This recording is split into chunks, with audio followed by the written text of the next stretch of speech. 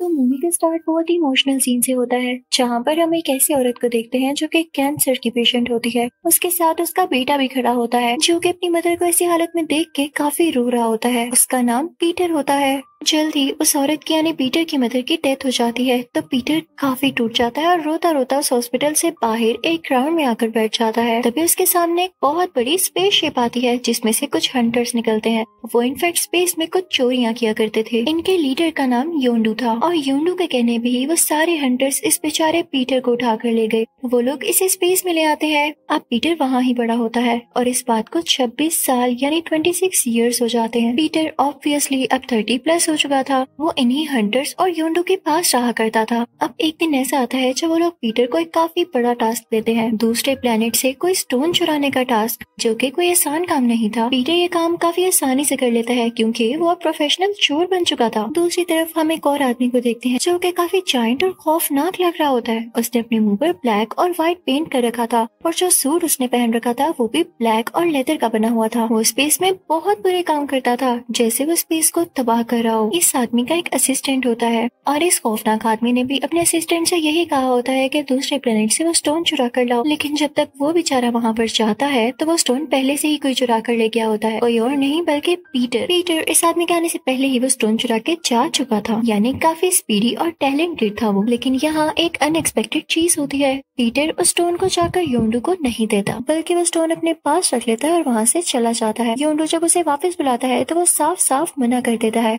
अब वो उसे कहता है कि पीटर, तुम याद रखना, तुम पछताओगे। और इसी के साथ ही वो हर जगह अनाउंस कर देता है कि जो पीटर को मेरे पास लाएगा मैं उसे बहुत ज्यादा इनाम दूंगा, यानी मैं उसे काफी अच्छा रिवॉर्ड दूंगा। अब यहीं से सारा एडवेंचर शुरू होना था, जब सब लोगों ने पीटर के पीछे लग जाना था। एक तो ये कि उसके पास स्टोन था, दूसरा ये कि उसको पकड़वा कर उन लोगों को रिवॉर्ड मिल सकता था। अब सीन चेंज होता है और हम एक कैरेक्टर को देखते हैं जो कि मार्वल सीरीज का एक ब्लू कलर का और जायंट कैरेक्टर है। उसका नाम थैनोस होता है। वो अपनी दो बेटियों से बात कर रहा होता है। एक म्यूटेंट रोबोट होती है और एक कोई क्रिएचर होती है, यानी ये दोनों ही इंसान नहीं थी। अब थैनोस अपनी बेटियों से कहता है कि जाओ तुम लोग और पीटर से वो स्टोन लेकर आओ। अब इस मूवी में हमें दो एम्पायर्स दिखाए गए हैं। जो पहला एम्पायर होता है वो बेटर होता है योंडू की ऑफर को पाने के लिए, यानी वो लोग पीटर से वो स्टोन चुराकर योंडू को देना चाहते थे और उससे कई ज्यादा पैसे लेना चाहते थे। लेकिन जब उस एम्पायर की पुलिस ये देखती है कि इन लोगों ने तो पूरे शहर में तबाही मचा दी है, क्योंकि पूरे शहर में काफी हलचल हो रही थी। हर तरफ ये फैल गया था कि पीटर यहाँ पर है और सारे लोग पीटर को पकड़ने की कोशिश कर रहे थे। तो पुलिस फौरन से पीटर को अरेस्ट कर लेती है, साथ में उस क्रिएचर को भी जो कि इसका स्टोन लेकर भागी। और उन दोनों कैरेक्टर्स यानी रकून, उस ब्लैक सूट वाले आदमी ने ही थैनोस से कहा था कि अपनी बेटियों को पीटर के पास भेजो ताकि उसे वो स्टोन छीन ले। लेकिन ड्रैक्स जब उस क्रिएचर को देखता है तो उसे काफी गुस्सा आया होता है। वो उसे गले से पकड़ लेता है। अब ड्रैक्स उस क्रिएचर को मारने ही वाला होता है, तभी पीटर उसे कहता है कि रुको, तुम्हारे पास एक अच्छा चांस है उस ब्लैक सूट वाले आदमी को खुद मारने का। ये क्रिएचर तुम्हें उस तक पहुंचा सकती है, तो तुम इसको मार के वो रास्ता बंद करना चाहते हो। तो ड्रैक्स यहाँ पर इस क्रिएचर को छोड़ देता है। अब कुछ देर बाद वहाँ पर लाए गए सारे लोग पीटर से अपने अपने प्लान्स डिस्कस करने लगते हैं, यानी उसे ट्रैक करने की कोशिश कर रहे होते हैं। अब थैनोस की बेटी यानी क्रिएचर पीटर से कहती है कि क्या तुम जानते हो इस स्टोन के अंदर क्या है? ये एक पावर स्टोन है जिसकी कीमत और वैल्यू बहुत ज्यादा है। अगर हम यहाँ से बाहर निकल जाएं तो मैं तुम्हें कोई कस्टमर दे सकती हूँ जो कि इस पावर स्टोन को काफी अच्छी कीमत में खरीद लेगा। हालांकि वो ऐसा करना चाहती ही नहीं थी, क्योंकि उसका फादर और वो ब्लैक सूट वाला आदमी स्टोन को पाना चाहता था। वो हालांकि उसे ये भी बताती है कि मेरे फादर और वो ब्लैक सूट वाला आदमी दोनों स्टोन को पाना चाहते हैं, यानी वो दोनों साथ नहीं मिले हुए। दूसरी तरफ वो रकून भी पीटर के पास आता है और कहता है कि हम इस जेल से बाहर निकलते हैं। वहाँ सीन थैनोस पर शिफ्ट होता है। थैनोस हर पावर स्टोन को चुराना चाहता था ताकि दुनिया में बैलेंस रह सके। अब हम पीटर और वहाँ बाकी लोगों को देखते हैं। उनमें ड्रैक्स भी होता है। वो लोग जहाज में कहीं जा रहे होते हैं। अब वो लोग उस आदमी के पास पहुँच जाते हैं जिसके बारे में उस थैनोस की बेटी ने बताया था कि मेरे पास एक कस्टमर है जो कि पावर स्टोन को खरीद कर तुम्हें बहुत सारे पैसे दे सकता है। वाकई में ऐसे होता है। वो पावर स्टोन को पाना चाहता था और जब वो स्टोन को खोल कर देखता है तो वाकई उसके अंदर इन्फिनिटी स्टोन होता है, यानी पावर स्टोन। उसे देख कर काफी खुश हो जाता है। वहाँ पर उन सबको ये पता चलता है कि पावर स्टोन काफी खतरनाक है, क्योंकि इसको यूज करके किसी भी गैलेक्सी और किसी भी स्पेस के हिस्से को तबाह किया जा सकता है। अब जब उनका कस्टमर इस पावर स्टोन की टेस्टिंग कर रहा होता है तभी वहाँ पर उसकी एक एम्प्लॉय आती है और उस पावर स्टोन को चुराने की कोशिश करती है। लेकिन जैसे ही उसे हाथ लगाती है तो वो मर जाती है। वहाँ पर काफी बड़ा ब्लास्ट होता है। तभी वहाँ पर वो ब्लैक सूट वाला आदमी भी आ जाता है और ड्रैक्स और उसकी काफी लड़ाई होने लगती है। क्योंकि दोनों एक दूसरे से काफी नफरत किया करते थे। लेकिन वो ब्लैक सूट वाला आदमी काफी पावरफुल होता है और वो ड्रैक्स को दूर फेंक देता है। उसके साथ उसके कुछ साथी भी होते हैं और थैनोस की दूसरी बेटी भी, यानी वो म्यूटेंट रोबोट। अब ये सारे लोग पीटर से मिलना चाहते थे तो वो उसके पीछे लग जाते हैं। अब दूसरी तरफ स्पेसशिप में हम देखते हैं कि पीटर और थैनोस की दूसरी बेटी होती है, यानी वही क्रिएचर। वहाँ पर वो म्यूटेंट रोबोट आकर अपनी स्पेसशिप से उन लोगों पर अटैक कर देती है और अपनी ही बहन को जख्मी कर देती है। पीटर फौरन से जाके उस लड़की को बचाता है, यानी थैनोस की क्रिएचर बेटी को। अब इसी बात का फायदा उठाते हुए वो ब्लैक सूट वाला आदमी अपनी टीम के साथ उस पावर स्टोन को लेके वहाँ से चला जाता है। दूसरी तरफ पीटर काफी वरीड होता है क्योंकि उनका स्पेसशिप डिस्ट्रॉय हो चुका था। उसे एक आइडिया आता है कि योंडू उसे ढूंढ रहा है। अगर वो उसे अपने बारे में बता देगा कि उस वक्त कहाँ पर है तो जाहिर सी बात है कि योंडू आकर उसे अपनी स्पेसशिप में ले जाएगा। लेकिन अगर उसने ऐसा ना किया तो वो इसी स्पेसशिप में पड़ा पड़ा मारा जाएगा। तो वो ऐसे ही करता है, वो योंडू को अपनी लोकेशन बता देता है। अब योंडू वहाँ पर आता है तो वो पीटर को और उस क्रिएचर को अपने साथ ले जाता है। योंडू उस पे काफी गुस्सा होता है और कहता है कि तुमने मेरे साथ धोखा किया है, मैं तुम्हें मार डालूंगा और साथ इस क्रिएचर को भी। तभी वहाँ पर वो रकून और वो दरख्त जैसा दिखने वाला आदमी आ जाता है। वो अपनी स्पेसशिप पर होते हैं तो वो लोग योंडू से कहते हैं अगर पीटर को कुछ किया तो हम तुम्हें मार डालेंगे। तो योंडू थोड़ा डर जाता है और उन पर अटैक नहीं करता। अब पीटर योंडू से कहता है कि आप मेरी पूरी बात सुने, मुझसे स्टोन वो ब्लैक सूट वाला खौफनाक आदमी ले गया। अब आप भी वो स्टोन चाहते हैं, मैं भी चाहता हूँ, तो क्यों ना हम एक ही टीम में हो जाए और मिलकर उससे लड़ें और ये स्टोन वापस ले आए। तो योंडू पीटर से कहता है कि बात तो तुमने ठीक की है, तो ठीक है, हम उसे स्टोन मिलकर लेकर आएंगे। दूसरी तरफ हम उसी ब्लैक सूट वाले आदमी को देखते हैं जो कि स्टोन को पाकर काफी खुश था। वो स्टोन को अपने हैमर में फिक्स कर लेता है और काफी ज्यादा पावरफुल हो जाता है। अब वो जब चाहता दुनिया को या स्पेस को तबाह कर सकता था। जब थैनोस को यह खबर होती है कि स्टोन उसने अपने पास रख लिया है तो उसे काफी जेलसी होती है और उसे काफी बुरा लगता है। वो दोनों एक दूसरे से नफरत करने लगते हैं। अब आप सोच रहे होंगे कि थैनोस की दूसरी बेटी जो कि एक म्यूटेंट रोबोट है वो अपने फादर के साथ क्यों नहीं है और वो उस ब्लैक सूट वाले आदमी का साथ क्यों दे रही है। वो इसलिए क्योंकि थैनोस का बिहेवियर अपनी म्यूटेंट रोबोट बेटी के लिए बिल्कुल भी ठीक नहीं था। जब उसने ये देखा कि ब्लैक सूट वाले आदमी के पास पावर आने वाली है तो वो उसके साथ हो ली। दूसरी तरफ थैनोस की वो बेटी जो कि एक क्रिएचर थी, वो यह हरगिज़ नहीं चाहती थी कि दुनिया या स्पेस तबाह हो, क्योंकि पीटर एक अच्छा इंसान था और उसका भी दिल अच्छा था, तो वो पीटर के साथ हो लेती है। अब थैनोस बेचारा अकेला रह गया था। अब वो ब्लैक सूट वाला आदमी काफी बुरी हरकत करने वाला था। जैसे कि मैंने आपको बताया कि वो दूसरे एम्पायर से नफरत करता था, उसे तबाह करना चाहता था और अब तो उसके हाथ में ये पावर स्टोन था, तो वो जब चाहता उस एम्पायर को खत्म कर सकता था और आज वो ऐसा ही करने जा रहा था। अब वो ब्लैक सूट वाला आदमी पूरी टीम के साथ दूसरे एम्पायर में पहुंच जाता है, लेकिन जब उस एम्पायर की पुलिस को खबर होती है तो वो एक लेयर बना देती है, एक ऐसी शील्ड जिससे उस ब्लैक सूट वाले आदमी का स्पेसशिप गुजर न पाए। लेकिन वो आदमी काफी पावरफुल हो चुका था और उसके पास तो पावर स्टोन भी था, तो वो शील्ड को तबाह कर देता है और वहाँ अंदर चला जाता है। वहाँ जाकर वो पीटर की टीम से भी मिलता है। अब यहाँ थैनोस की दोनों बेटियों में लड़ाई होने लगती है, क्योंकि एक पीटर की टीम में थी और एक उस बुरे आदमी की टीम में। दोनों में काफी फाइट होती है और दूसरी तरफ उस ब्लैक सूट वाले आदमी में और ट्रैक्स में भी काफी फाइट होती है। लेकिन क्योंकि वो बुरा आदमी अब काफी ज्यादा पावरफुल था तो वो ट्रैक्स को भी हरा देता है। अब वो बुरा आदमी ट्रैक्स को मारने ही वाला होता है, तभी वहाँ पर जैसे एक मिरेकल हो जाता है। वो रकून और वुड जैसा दिखने वाला आदमी अपनी स्पेसशिप में आते हैं और उस ब्लैक सूट वाले आदमी के स्पेसशिप में अपनी स्पेसशिप एंटर कर देते हैं, जिससे वहाँ पर काफी बड़ा ब्लास्ट होता है।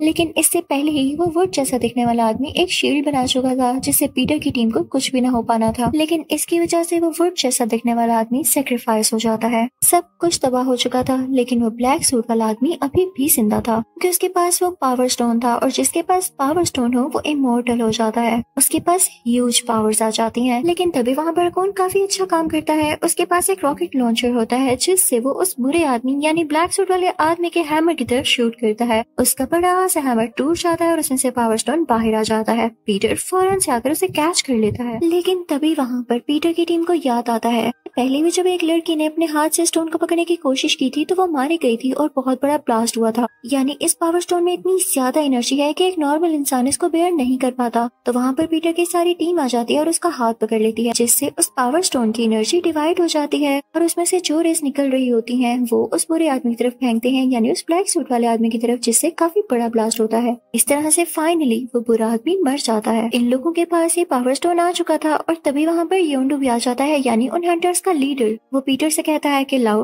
दो अब मुझे ये स्टोन, लेकिन उसने तो पीटर की कोई हेल्प ही नहीं की होती। तो पीटर उसे पहले स्टोन तो पकड़ा देता है। वो बेचारा भी काफी खुश होता है कि शायद मुझे स्टोन मिल गया, लेकिन जब उसे खोल के देखता है तो उसके अंदर पावर स्टोन नहीं बल्कि एक टॉय होता है। तो पीटर उसे कहता है कि मैं तुम्हें क्यों दूंगा भला। वो फौरन वहाँ से इस अच्छे एम्पायर की पुलिस के पास जाता है और उनको ये स्टोन दे देता है। पुलिस उनसे काफी खुश होती है और उनसे कहती है कि हमें ये लगा था कि तुम लोग बुरे लोग हो, लेकिन तुम लोग काफी अच्छे हो, तुमने इस स्टोन की प्रोटेक्शन की। उन सबको ये टाइटल मिलता है गार्डियंस ऑफ द गैलेक्सी, यानी गैलेक्सी की हिफाजत करने वाले, उसको प्रोटेक्ट करने वाले। और सिर्फ पीटर को एक टाइटल मिलता है स्टार लॉर्ड। उन लोगों को गिफ्ट में एक स्पेसशिप भी मिलता है। इसी के साथ गार्डियंस ऑफ द गैलेक्सी का पार्ट 1 यही खत्म होता है। अब मैं आपको एक्सप्लेन करूंगी पार्ट 2। वहाँ पर तरह तरह के क्रिएचर्स अटैक करते और इस तरह से इस कंट्री के काफी ज्यादा दुश्मन बन चुके थे। अब क्वीन को एक आइडिया आता है और वो गार्डियंस ऑफ द गैलेक्सी को हायर करती है ताकि उसकी कंट्री की प्रोटेक्शन करे। अब एक दिन वहाँ पर काफी बड़ा क्रिएचर आता है। अब उस कंट्री में कुछ बैटरीज थी जो कि उस कंट्री का सारा सिस्टम कंट्रोल किया करती थी, जिनमें काफी ज्यादा टेक्नोलॉजी थी। अब गार्डियंस ऑफ द गैलेक्सी पूरी की पूरी टीम उस क्रिएचर को मार गिराते हैं काफी फाइट होने के बाद। लेकिन उनमें जो रकून होता है वो सोचता है कि इस बैटरी में ऐसा क्या है जो हर कोई इस बैटरी को पाना चाहता है। वो सिर्फ ये देखने के लिए उन बैटरीज को अपने बैग में रख लेता है, उसका और कोई पर्पस नहीं होता। अब वो सारे लोग जब अपना काम पूरा कर लेते हैं, यानी उस क्रिएचर को मार डालते हैं, तो अपनी स्पेसशिप में वापस आ जाते हैं। लेकिन पीछे से क्वीन को पता चल जाता है कि इनकी टीम में से किसी ने मेरी कंट्री की वो बैटरीज चुराई है, तो अपनी सिक्योरिटी को उनकी स्पेसशिप के पीछे लगा देती है। क्वीन की सिक्योरिटी उन पर काफी अटैक करने लगती है। तो ये देख के ट्रैक्स को गुस्सा आ जाता है, क्योंकि उसे ये लग रहा होता है कि उन्होंने वो बैटरीज नहीं चुराई। ट्रैक्स बाहर निकलकर उन पर अटैक करने लगता है, लेकिन वो सिक्योरिटी काफी स्ट्रॉन्ग होती है और अकेला ट्रैक्स उनका मुकाबला नहीं कर पाता, क्योंकि बाकी लोग स्पेसशिप में अपने अपने काम कर रहे होते हैं, जैसे कि स्पेसशिप को कंट्रोल करना और उसे चलाना। तो ट्रैक्स अंदर आ जाता है और वो लोग अपनी स्पेसशिप की स्पीड काफी ज्यादा कर लेते हैं ताकि जल्द से जल्द वो यहाँ से भाग सकें। तभी उन्हें सामने से एक और स्पेसशिप आती हुई दिखाई देती है। उस पर कोई आदमी खड़ा होता है। इन्हें पता चलता है कि वो आदमी इनकी हेल्प करने आया है। पीटर की स्पेसशिप की स्पीड काफी तेज होती है, इसलिए वो डिस्ट्रॉय होने लगती है और तेजी से जाकर कुछ दरख्तों से टकराती है, जिसके बाद वो पूरी तरह से तबाह हो जाती है। पीटर और उसके साथी जब उस स्पेसशिप से बाहर आते हैं तो एक बूढ़ा आदमी वहाँ पर आता है। ये वही आदमी था जो उनकी हेल्प करने वहाँ पर आया था। ये पीटर को बताता है कि मैं तुम्हारा बाप हूँ, यानी मैं तुम्हारा फादर हूँ। पीटर कहता है कि मैं कैसे मान सकता हूँ। तो आदमी कहता है कि अगर तुम्हें यकीन नहीं आ रहा तो तुम मेरे साथ आकर देख सकते हो। तो उसके कहने पर पीटर उसके साथ चला जाता है। दूसरी तरफ पीटर की टीम अपनी स्पेसशिप ठीक करने लगते हैं।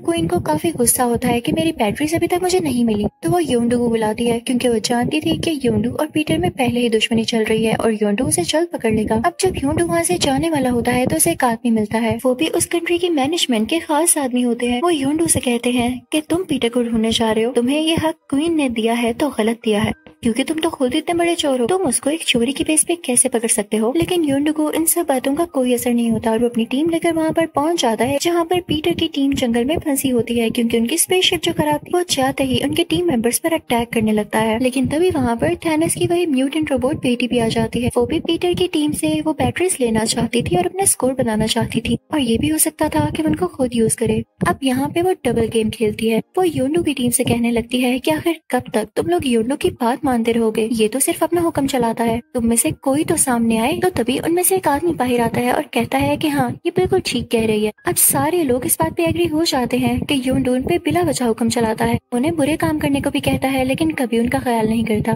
तो अब सारे लोग एक साथ हो जाते हैं और योंडू को पकड़ लेते हैं। इसके साथ साथ वो पीटर की टीम को भी पकड़ लेते हैं। उधर स्पेसशिप के अंदर ही एक जेल होती है जिसमें उन सब लोगों को रखा जाता है। अब अंदर जेल में वो रकून और योंडू एक साथ होते हैं, तो वो कहते हैं कि किसी तरह हमें यहाँ से बाहर निकलना होगा, क्योंकि हमें मिलकर ही ये काम करना होगा, वरना हम अकेले कुछ भी नहीं कर पाएंगे। अब यहाँ पर मैं आपको एक बात बताऊं कि पार्ट 1 में हमें जो वुड जैसा दिखने वाला आदमी दिखाया गया था, वो एक छोटे से बेबी में बदल चुका था, क्योंकि उसने खुद को सेक्रीफाइस जो किया था। अब वो एक छोटा सा वुडन मैन था। अब योंडू और रकून उसे कहते हैं कि तुम छोटे हो तो बाहर जाकर की लेकर आओ, लेकिन अब वो एक बच्चे की तरह सोचता था, तो उसे समझ नहीं आ रहा होता कि किस तरह से लेनी है। तभी वहाँ पर एक आदमी आता है जो कि अब भी योंडू के साथ अच्छा था, और वो उससे कहता है कि सारी टीम आपके अगेंस्ट हो गई है, लेकिन मैं भी आपका कहना मानकर वो की ढूंढने में मदद करता हूँ। अब फाइनली ये लोग बाहर आ जाते हैं। अब योंडू अपना वेपन यूज करके अपनी टीम के सारे लोगों को मार देता है जिन ने उसके साथ धोखा किया। दूसरी तरफ हमें ये दिखाया जाता है कि पीटर अपने फादर के साथ होता है और उन्हीं के प्लेनेट में जा रहा होता है। उन लोगों के साथ थैनोस की बेटी, वो क्रिएचर और ट्रैक्स भी होते हैं। जब वो लोग वहाँ पर पहुँच जाते हैं तो पीटर के फादर उसको बताने लगते हैं कि तुम मेरे लिए बहुत अच्छे साबित हुए हो, तुम्हें वो सब पावर्स थी जो कि मैं चाहता था। अब उसे पास्ट की बातें बताने लगते हैं कि तुम्हारी मदर और मैं पहली बार कैसे मिले। पीटर का फादर उसे बताता है कि मैं शुरू से ही यहाँ का रहने वाला हूँ,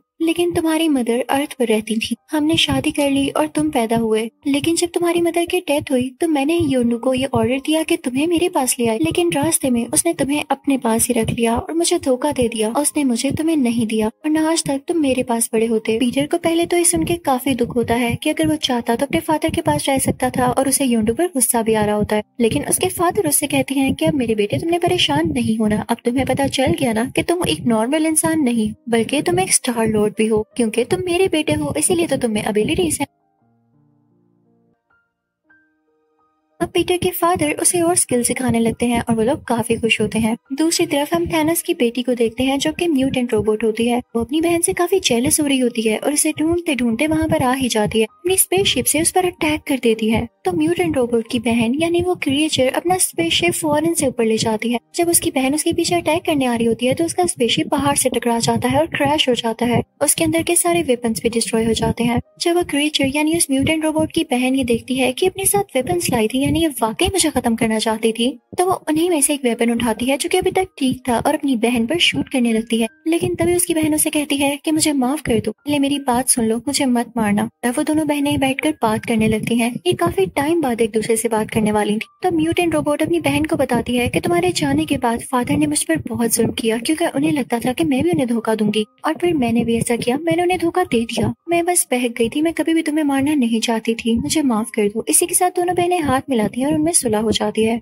दूसरी तरफ पीटर के फादर उसे ये भी बता रहे होते हैं कि मेरी और भी ज्यादा बेटे और बेटियां थी, लेकिन उनमें से अब तक कोई जिंदा नहीं बच पाया, सिर्फ तुम ही जिंदा बच पाए और तुम में इतनी ज्यादा पावर्स हैं, ये देख के मैं काफी खुश हूँ। बातें करते करते पीटर को कुछ अजीब सा फील होता है और उसे विजन आता है कि मेरे फादर ने ही मेरी मदर को मारा। उन्होंने उसमें कुछ ऐसी चीज डाल दी थी जिससे मेरी मदर को कैंसर हो गया और वो मर गई। वो गुस्से में आ जाता है क्योंकि उसकी बात सच थी। अपने फादर पर शूट करने लगता है तो उसके फादर हंसने लगते हैं और कहते हैं, बच्चे, इन फायर्स का मेरी बॉडी पर कोई असर नहीं होगा, तो आखिर तुम जान ही गए। दूसरी तरफ हम ड्रैक्स को अकेला बैठा हुआ देखते हैं। तभी वहाँ पर एक लड़की आती है जिसकी आंखें पूरी ब्लैक थी और वो स्नेल के जैसे दिख रही थी। वो ड्रैक्स से बातें करने लगती है और इसी दौरान ड्रैक्स सो जाता है। दूसरी तरफ वो रकून और उसकी टीम भी पहुंच जाते हैं पीटर को बचाने के लिए, क्योंकि वो जान चुके थे कि पीटर का फादर सही इंसान नहीं। वो वहाँ पर एक टीम बना लेते हैं और प्लान करने लगते हैं कि कैसे उस आदमी को मारा जाए यानी पीटर के फादर को। अब रकून एक बॉम्ब बनाता है और छोटू से वुडन बेबी से कहता है कि तुमने ये बॉम्ब उसके पास लेकर जाना है, जैसे उसके हार्ट में फिक्स होगा तो हम इसे ब्लास्ट कर देंगे।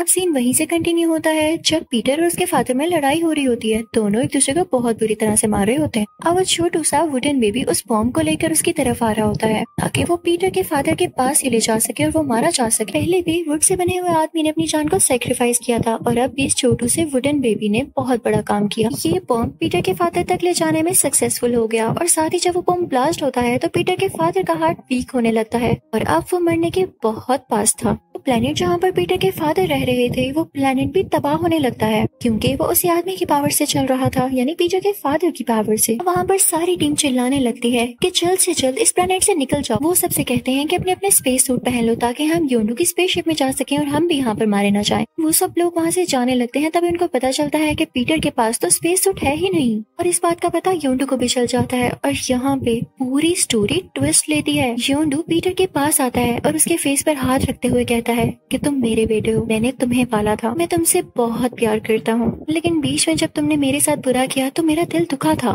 मैं तुमसे नाराज हो गया था, लेकिन मैं कभी भी तुम्हें मारना नहीं चाहता था, तुम मेरा स्पेस सूट ले लो। इसके साथ वो अपनी जान सेक्रीफाइस करता है और पीटर को अपना स्पेस सूट पहना देता है। पीटर यहाँ काफी सैड हो जाता है। हम उस आदमी को देखते हैं जो कि क्वीन की मैनेजमेंट का खास इंसान था जिन्होंने योंडू की काफी इंसल्ट की थी। जब वो ये देखते हैं कि योंडू ने इतनी बड़ी सेक्रीफाइस दी है तो उसको ट्रिब्यूट देते हैं, उसे काफी एडमायर करते हैं और वो वुडन बेबी भी अब आहिस्ता आहिस्ता बड़ा हो रहा होता है। वो पीटर को काफी तंग करता है, हर टाइम गेम्स खेलता रहता है तो पीटर उसे कहता है कि सुधर जाओ तुम। और दूसरी तरफ अब हमें वो क्वीन भी दिखाई जाती है जो कि अभी तक गार्डियंस ऑफ द गैलेक्सी से बदला लेना चाहती थी और वो अपनी एक नई टीम तैयार करती है। न जाने अगली फाइट कब होगी। इसी के साथ इस मूवी का पार्ट 2 यहीं खत्म हो जाता है।